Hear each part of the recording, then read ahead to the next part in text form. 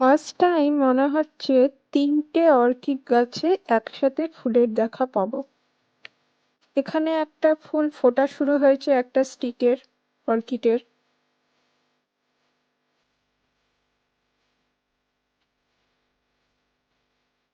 এখানে আরেকটা স্টিক, আর এটা তো সাদাটা অনেক দিন ধরেই ফুটে আছে।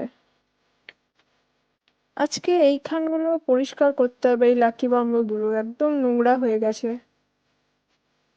আর এদিকেও প্রচুর ঝুল হয়েছে, তাই ভালো আছে একটু সাফাই অভিযানই করি, ঝুলগুলো ঝাড়ি। যেহেতু টিনের চালের ঘর আমাদের, তাই প্রচুর ঝুল হয়, আর সবসময় সম্ভব হয় না আমার পক্ষে ঝাড়া। গাছের কাজ নিয়ে এত ব্যস্ত থাকি যে এদিকে আর নজরই দিতে পারি না।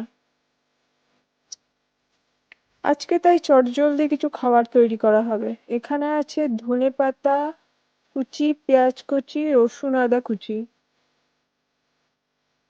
চটজলদি খাওয়ার হবে দেখো। কিছু মশলা দেবো এবার এখানে, ওই ধনে গুঁড়ো, জিরে গুঁড়ো, ব্যাস ওইগুলোই দেবো।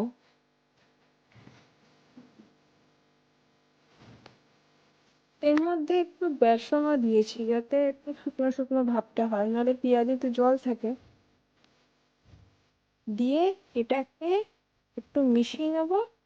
আর আটা আগের থেকেই মাখা ছিল, ওর মধ্যে পুর ভরবো, পুর ভরে একটু বেলে নেবো, ব্যাস দিয়ে পরোটার মতো ভাজা হবে।